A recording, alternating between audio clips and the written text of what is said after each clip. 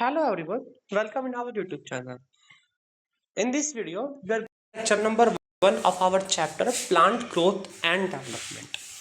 ये चैप्टर हमारे plant physiology से रिलेटेड है। अब बात करते हैं, मैंने आपको बोला अपने यूनिट का नाम है प्लांट फिजियोलॉजी।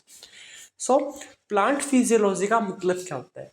प्लांट फिजियोलॉजी का सिंपल सा ये मीनिंग है, अगर हम प्लांट के अंदर घटने वाली प्रोसेसेस को के बारे में, घटनाओं के बारे में अगर हम पढ़ेंगे तो हम उसको बोलते हैं फिजियोलॉजी। जैसे अगर हम अपनी बात करें, हम ह्यूमन फिजियोलॉजी पढ़ते हैं, मीन्स ऐसी प्रोसेसेस जो ह्यूमन बींग्स के अंदर हो रही हैं। जैसे हमारे अंदर डाइजेस्टिव प्रोसेस होता है, डाइजेशन होता है, एक्सक्रीशन होता है, ब्रीथिंग होती है, ये सब हमारी फिजियोलॉजी में आती है। ऐसे ही प्लांट के अंदर फोटोसिंथेसिस, रेस्पिरेशन, हार्मोनल रेगुलेशन होता है, उसको हम बोलते हैं plant physiology. So plant physiology में हमारे क्लास में हमारे पास 3 चैप्टर है, respiration in plants, photosynthesis in plant higher plants and third one is plant growth regulators and hormones, means plant growth and development. जैसे हमारा केमिकल कोऑर्डिनेशन और and integration है, मीन्स हम केमिकल हार्मोनल सिस्टम के बारे में पढ़ते हैं, ऐसे ही हम प्लांट के अंदर plant growth regulators means phyto hormones क्या है? फाइटो मीन्स प्लांट्स, मीन्स ऐसे हार्मोन्स जो प्लांट्स के अंदर बनते हैं। The hormone synthesis and the acting working in the plants are known as plant hormones. अब हम बात करते हैं अपने टॉपिक से पहले प्लांट ग्रोथ के बारे में। हम पढ़ते ग्रोथ होती क्या है। जब हम ग्रोथ के बारे में डिटेल में पढ़ चुके होंगे तभी हम ये सीख पाएंगे कि प्लांट जो हॉर्मोन्स हैं वो किस प्रकार से प्लांट के की अलग अलग एक्टिविटीज को कंट्रोल करते हैं। चलिए स्टार्ट। हमारा टॉपिक है प्लांट ग्रोथ एंड डेवलपमेंट। चलिए, तो सबसे पहले हमारा वर्ड आता है ग्रोथ। ग्रोथ का मतलब क्या है? बढ़ोतरी होना, किसी चीज में बढ़ोतरी होना, उसको हम ग्रोथ बोलते हैं। आज मेरी हाइट 5 फुट है, 2 साल बाद 6 फुट हो जाएगी, वो मेरी ग्रोथ होगी। आज मेरी सैलरी 5000 पर मंथ है, कल मेरी सैलरी 10,000 पर मंथ हो जाएगी, वो मेरी ग्रोथ होगी। तो दिस आर दी ग्रोथ। तो प्लांट के केस में हम क्या बोलते हैं ग्रोथ को? Growth is the permanent irreversible increase. इसका मतलब क्या है? अगर हम अपनी बात करें, अगर हमारी हाइट एक बार बढ़ गई तो वो घट नहीं सकती। वो क्या है? वो परमानेंट इंक्रीज हमारे अंदर हो जाएगा, वो दोबारा रिवर्स नहीं की जा सकती। तो ग्रोथ क्या है? ग्रोथ परमानेंट और इरिवर्सिबल इंक्रीज है। कैसे? एक ऑर्गन का बढ़ जाना, एक ऑर्गन का साइज बढ़ जाना, या फिर प्लांट का कोई पार्ट बढ़ जाना, कोई टिश्यू बढ़ जाना, उसको हम बोलते हैं। अगर हम हमारी ग्रोथ बोले, एनिमल की ग्रोथ बोले, तो हमारी ग्रोथ जो है वो लिमिटेड होती है, मीन्स हम एक लिमिटेड लाइफ स्पैन तक ही अपनी हाइट को इंक्रीज कर पाती है।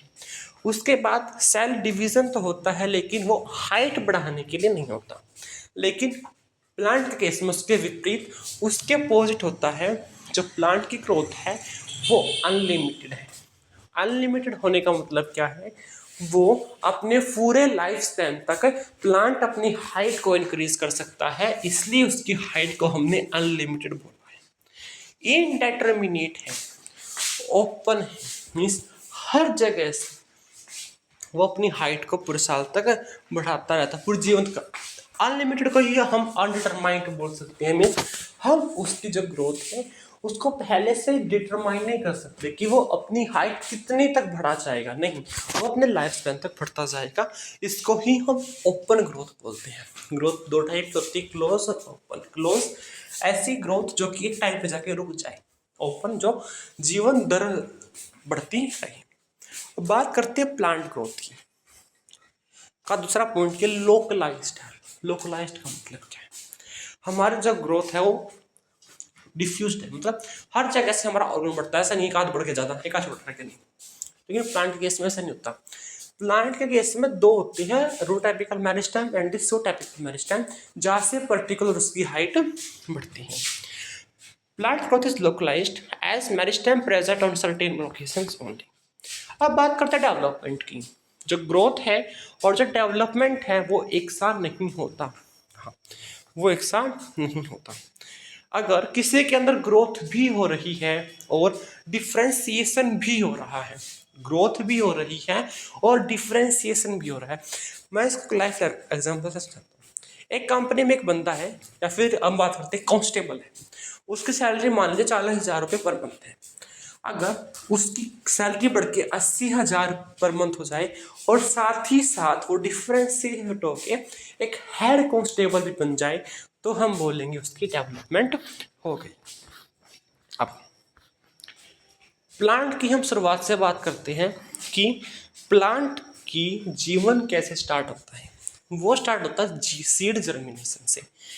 जब भी हम एक पौधा उगाना होता है तो हम उस केस में उसके जमीन के अंदर एक बीज डाल देते हैं, जिससे कि वो बीज जर्मिनेट होता है और एक प्लांट निकलता है। उसके बाद जाइगोट बनता है, जो मतलब development of a mature plant from a zygote follows a precise and highly ordered sequence of events। Means जब वो सीड जर्मिनेट हुआ है, जो उसके अंदर जाइगोट फिर एम्ब्रियो बना है, उससे जो आगे प्लांट बनेगा वो हाईली प्रिसाइज और ऑर्डर में बनेगा। ऐसा नहीं है जर्मिनेट करते हुए पत्ते बनाना स्टार्ट कर देगा, अगर जर्मिनेट करते उसमें फूल आ जाएगा, नहीं, हर एक स्टेप जो है वो ऑर्डरली होगा। बहुत सारे फैक्टर्स हैं जो कि इस बात को इन्फ्लुएंस करेंगे, कंट्रोल करेंगे। वो फैक्टर प्लांट के अंदरूनी भी हो सकते हैं और बाहरी भी हो सकते हैं। इसका मैं आपको एग्जांपल बताता हूँ। मान लीजिए आपके पास एक सीड है, ठीक है, सीड तो है लेकिन वो खुले में ऐसे पड़ा हुआ ना धरती के अंदर, ना उसको पानी मिल रहा, तो वो क्या है, वो जर्मिनेट नहीं करेगा। ये उसका एक्सट्रिंसिक फैक्टर हो गया। मीन्स उसके अंदर काफी कैपेबिलिटी थी, उसके अंदर कैपेबिलिटी थी कि वो एक प्लांट बना सकता है, लेकिन उसको ऐसी अनुकूल परिस्थिति नहीं मिली, पर जो भी होता है उसको फेवरेबल कंडीशंस नहीं मिली और वो प्लांट नहीं बना पाया। अब सेकंड केस, कोई सीड डोरमेंसी में जा चुका है, मीन्स अब वो उग नहीं सकता, उसने अपने उगने की कैपेबिलिटी को खो दिया है, योग्यता को खो दिया है। अगर हम उस सीड को तब भी पानी के अंदर डालेंगे तो वो नहीं उगेगी। तो इंट्रिंसिक फैक्टर और एक्सट्रिंसिक फैक्टर दो है जो कि कंट्रोल करते हैं। अब growth is accompanied by metabolic process which occurs at expense of energy. मतलब मेटाबॉलिक क्या होते हैं, मेटाबॉलिज्म क्या होते हैं, सारे के सारी प्रोसेसेस हमारी बॉडी के अंदर जो हो रही है, चाहे तो उस प्रोसेस में कुछ बन रहा है मीन्स एनाबोलिज्म, या फिर कुछ टूट रहा है यानी कि कैटाबोलिज्म, उनको हम बोलते हैं मेटाबॉलिज्म। तो जब ग्रोथ होती है वो दो मतलब मेटाबॉलिज्म के ऊपर डिपेंड करती हैं कि बॉडी में कुछ टूटेगा या फिर बनेगा। एक चीज देखो, मान लीजिए हमारे पास एक मीटर लेंथ का कपड़ा है, अगर हम उसको लगातार काटते रहेंगे यानी कैटाबोलिज्म करते रहेंगे तो उसकी हाइट घटती रहेगी, ग्रोथ कम होती रहेगी। अब दूसरा केस, जितना पार्ट हमने काटा उतना ही पार्ट हमने उसमें जोड़ दिया, मीन्स कैटाबोलिज्म हो गया एनाबोलिज्म के इक्वल। इस केस में क्या होगा, इस केस में उसकी लेंथ है, उसकी ग्रोथ है वो फिक्स रहेगी, उसकी लेंथ फिक्स रहेगी। थर्ड केस, जितना मैं काट रहा हूँ उससे ज़्यादा उसके अंदर जोड़ रहा हूँ, तो इस केस में क्या होगा, उसकी हाइट या फिर लेंथ में बोलूँ तो बढ़ेगी। अब हमारे पास बहुत सारी फेज होती है ग्रोथ की। ग्रोथ की फेज होने का मतलब क्या, जो हम मोर्फोलॉजी चैप्टर में पढ़ते हैं, मैचुरेशन, मेरिस्टेमेटिक। चलिए एनसीईआरटी को रीड करते हुए we will study about different phases of growth. You have already studied the organization of flowering plant in chapter number 5, means morphology of flowering plant.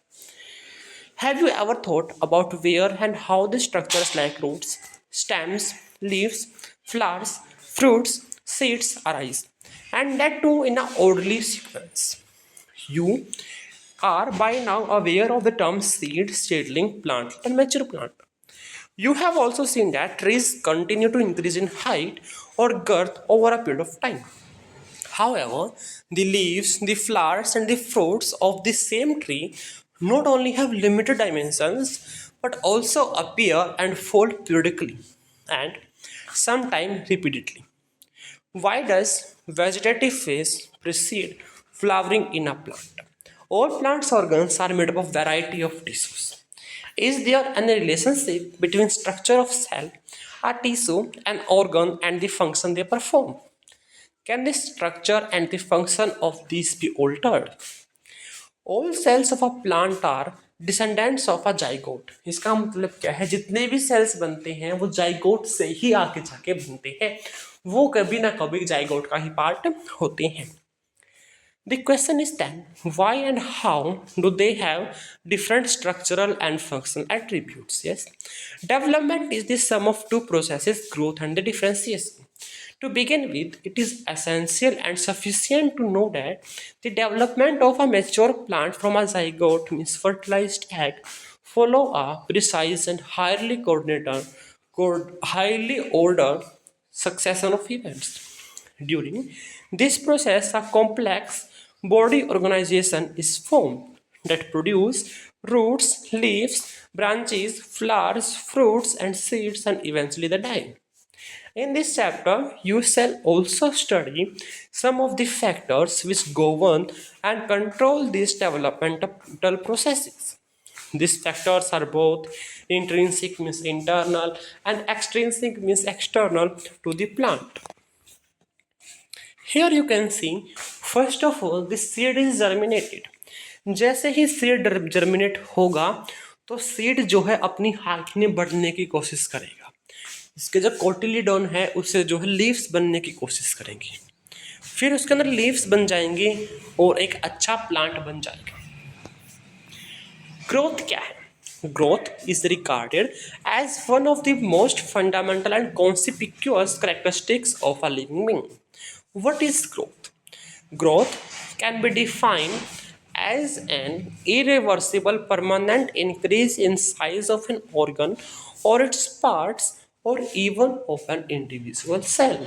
Generally, growth is accompanied by metabolic processes, both anabolic and catabolic, that occur at the expense of energy. Therefore, for example, expansion of a leaf is growth. How would you describe the swelling of piece of wood when placed in water?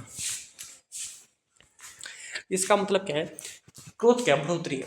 इसके बारे में हम पहले chapter में पढ़ते हैं living world में कि ग्रोथ एक डिफाइनिंग फीचर है नहीं है. This all these things. Plant growth is unique because plants retain the capacity for unlimited growth throughout their life. This ability of the plants is due to the presence of meristems at certain locations in their body. The cells of such meristems have the capacity to divide and self-perpetuate.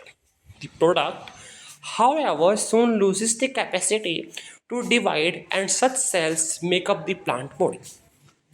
This form of growth, wherein new cells are always being added to the plant body by the activity of the meristem, is called open form of growth. What would happen if the meristem ceases to divide?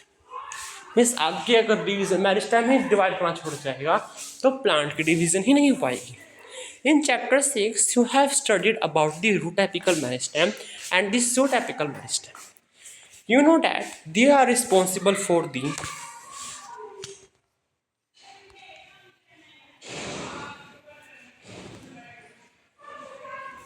maybe one pira. You know that they are responsible for the primary growth of the plants and principally contribute to the elongation of the plant along their axis. You also know that in dicot plants and gymnosperms, the lateral meristem, vascular cambium, and the core cambium appear later in the life. Yes. Okay, lateral meristem is also the secondary nerve. These are the meristems that cause the increase in the girth of an organ in which they are active. This is known as secondary growth of the plant. यहाँ तक पढ़ लिया growth क्या है. अब हम जो growth है उसको माप सकते हैं. अब ग्रोथ को, बढ़ोतरी को किस प्रकार माप सकते हैं उसके हमने अलग अलग पैरामीटर्स लिए हैं. जो ग्रोथ है हम उसको एक इंस्ट्रूमेंट है ऑक्जेनोमीटर, उससे इजली मेजर कर सकते हैं। अगर मैं एक सेल के बात की लेवल पे बात करूं तो सेल का साइज बढ़ रहा है, उसको हम सेलुलर ग्रोथ के अंदर डाल देंगे कि सिंपली एक सेल का जो है साइज वो बढ़ रहा है, तो वो एक सेल की ग्रोथ है। लेकिन उसको हम डायरेक्टली मेजर नहीं कर सकते। क्यों? कैसे? हम एक एक सेल को देखेंगे कि उसका साइज बढ़ रहा है घट रहा है, तो it is not a appropriate method. This growth is also measured by another parameters. कैसे? Increase in the fresh weight means अब प्लांट छोटा है हमने उसको तोल लिया, प्लांट बड़ा होने के बाद हमको तोल लेंगे, तो दोनों की जो वेट में अंतर आएगा उससे हमें पता लग जाएगा जो प्लांट है या फिर पेड़ है उसके अंदर बढ़ोतरी हुई है। दूसरा मेथड है dry wait.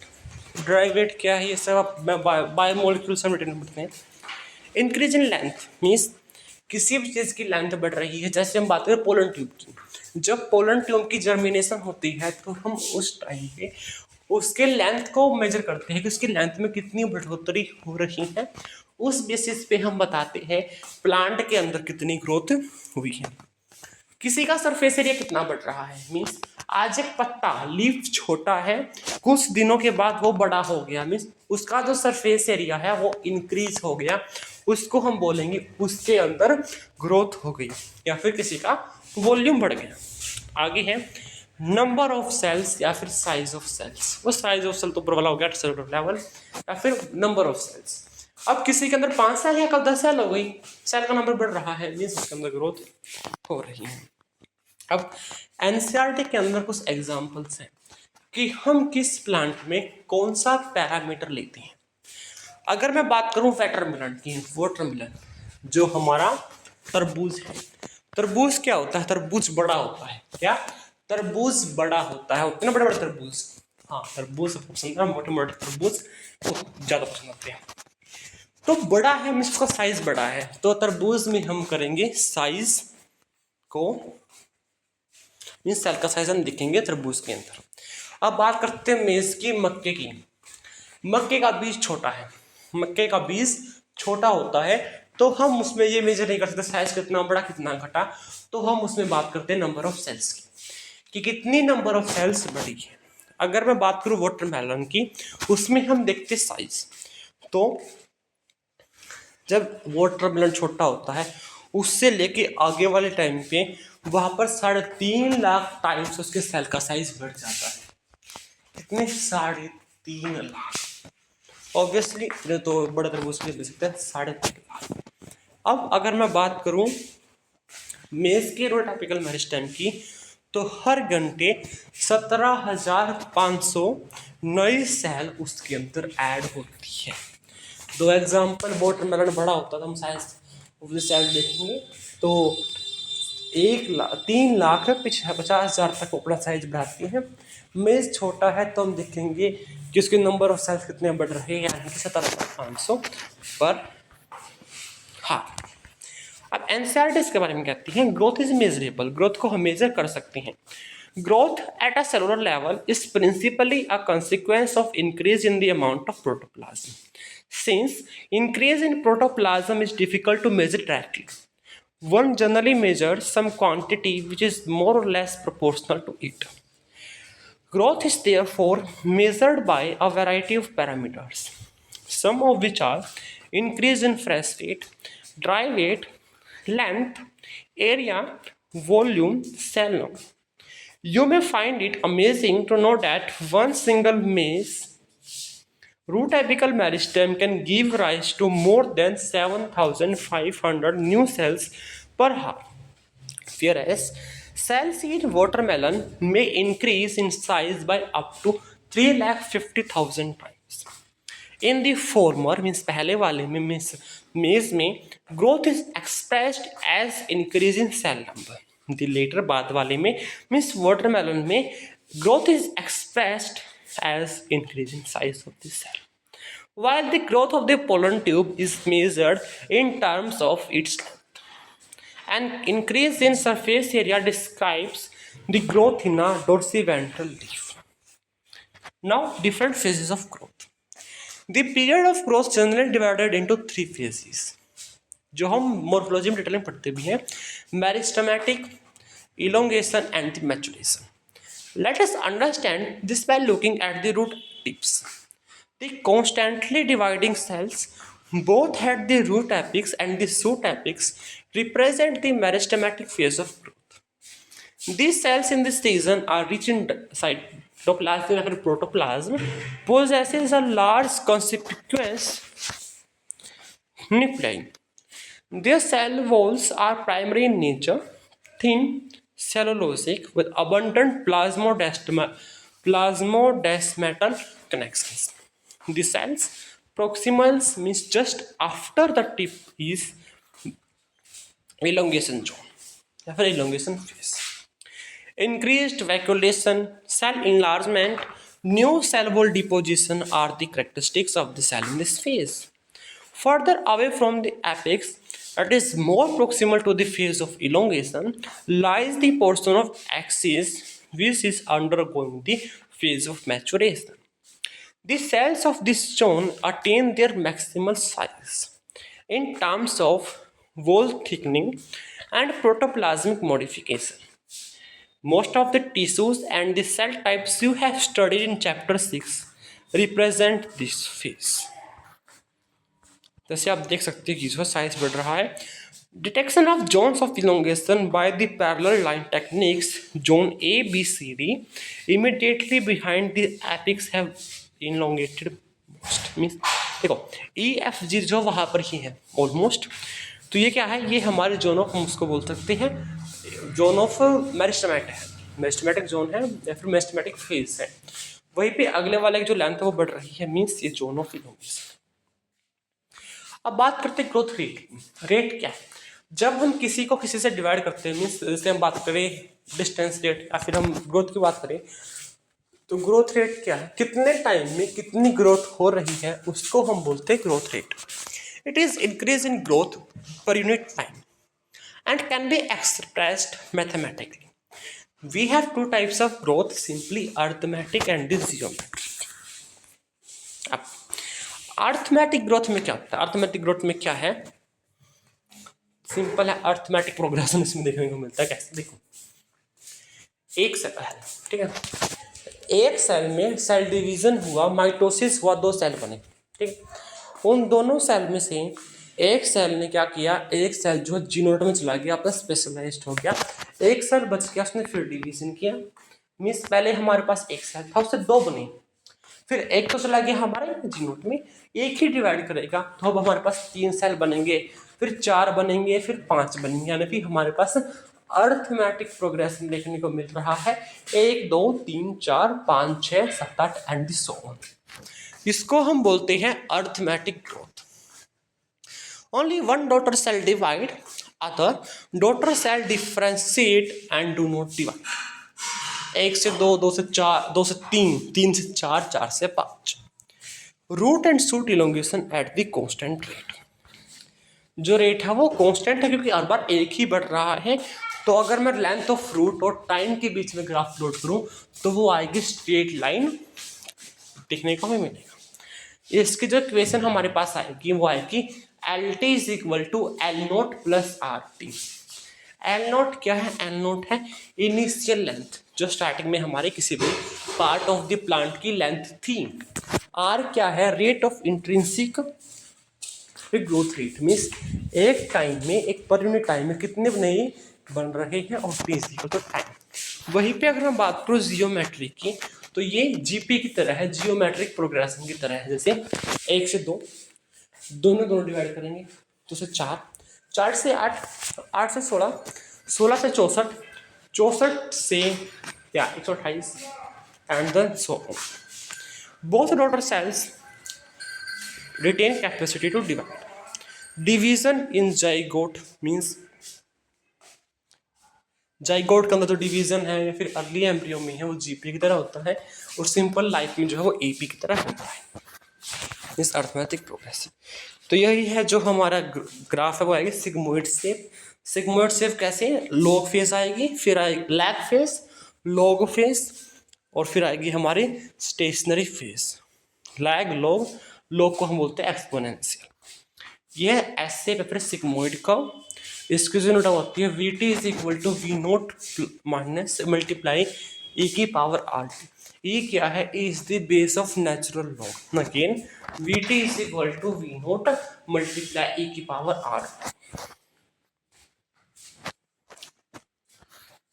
and it is a typical for both of the comp.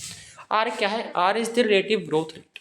Also measures of ability of the plant to produce new plant material and referred to as efficiency index. अब rate क्या है? जो rate है वो किसी plant की capability हमें बताता है। किसी प्लांट की कैपेबिलिटी योग्यता बताने का मतलब क्या है कि वो एक समय में कितने जो है वो एक समय में कितने सेल प्रोड्यूस कर पाता है, वो उसकी योग्यता है, वो उसकी कैपेबिलिटी है, तो ये उसकी योग्यता दिखाता है, इसलिए इसको एफिशिएंसी इंडेक्स भी बोला गया है। तो ये एनसीईआरटी है growth rates. The increase growth per time is termed as growth rate. Thus, rate of growth can be expressed mathematically. An organism or a part of the organism can produce more cells in variety of ways. Arithmetic and the geometry. In zygote and the embryo, GP means geometric growth is seen, and after that, arithmetic growth is seen. ये सब हम पढ़ चुके हैं। The growth rate shows an increase that may be arithmetic or geometric. In arithmetic growth, following mitotic cell division, only one daughter cell continues to divide while the other differentiates and matures.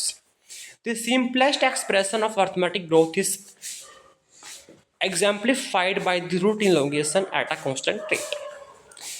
On plotting the length of the organ against time, a linear curve is obtained. ये सब हम पढ़ चुके हैं।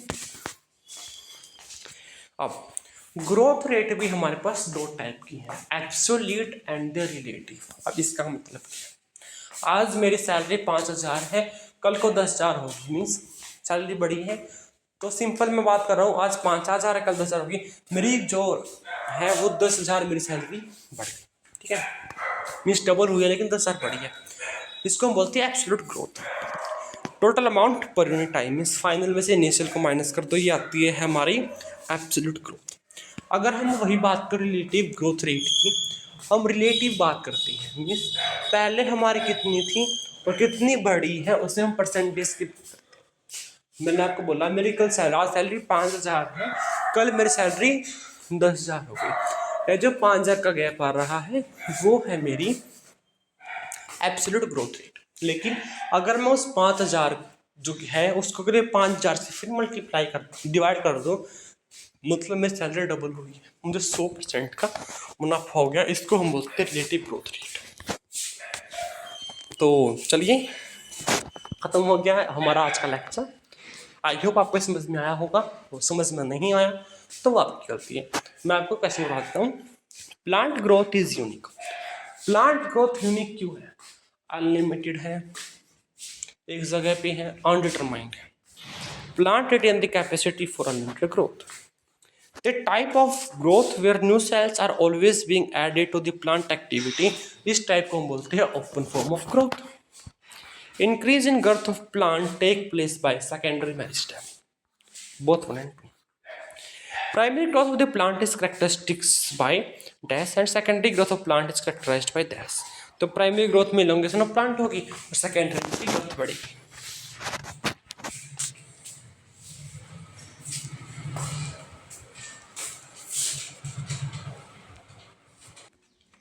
Next question है growth in plant is measured by. हम growth of plant को किस किस तरह से मेजर कर सकते हैं?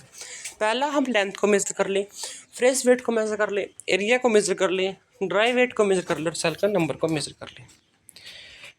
अब वही आ गया क्वेश्चन जो मैं वाटरमेलन में बताया था आपको। One single mesotypical meristem can give rise to more than 17,500 new cells per harvest true. A cell in watermelon can increase up to 3,50,000 true. Growth in pollen tube is measured in the term of length is true. Growth in dorsiventral leaf is measured in terms of an increase in its surface area. It's true, means all the options are true.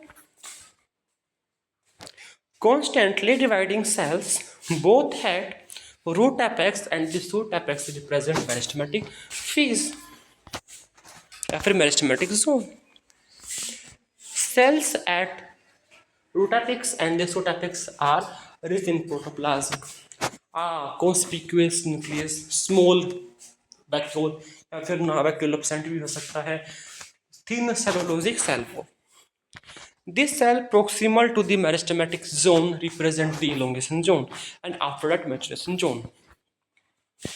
In dash growth, flowing mitotic cell division, only one daughter cell continues to divide, while other does not. फिर differentiate या फिर exit cell cycle, enter in zoonoid stage. It is AP arithmetic growth. On plotting the length of the organ against time, a linear curve is represented. LT is equal to L0 plus RT. Following mitotic division, one daughter cell continues to divide while the other daughter cell exit. It is known as AP arithmetic growth rate. Next question. In GP we have seen log, exponential phase and the stationary phase. तो पहले क्या था, पहले आता log phase, फिर आता है lag, पहले आता है lag phase, फिर आता है log या फिर exponential phase, फिर आता है हमारा stationary phase. A dash curve is characteristics of all living organism growing in natural environment. On plotting the length of an organ against time, dash type of curve is obtained. So ये बात कर रहे हैं AP की, यानी कि arithmetic growth. Straight line करवाता है, सिंपल सी बात है. और पहले वाले में जो है कैरेक्टरिस्टिक्स लिविंग ऑर्गेनिज्म का ग्रोइंग एनवायरनमेंट, वो है sigmoid. In S-shaped curve, the growth is highest in log phase, exponential phase. In the expression, WT is equal to W naught multiply E naught RT. WT means net last growth, फिर growth at time t, initial growth. R is intrinsic rate of growth, T is time. Next है, ये वही question है. सो I hope आपको ये lecture समझ में आया होगा, अच्छा लगा होगा. अगर एक बार में समझ में ना आए तो एक्सेस फिर देखना समझ में आ जाएगा. I hope. Thank you. Have a nice day.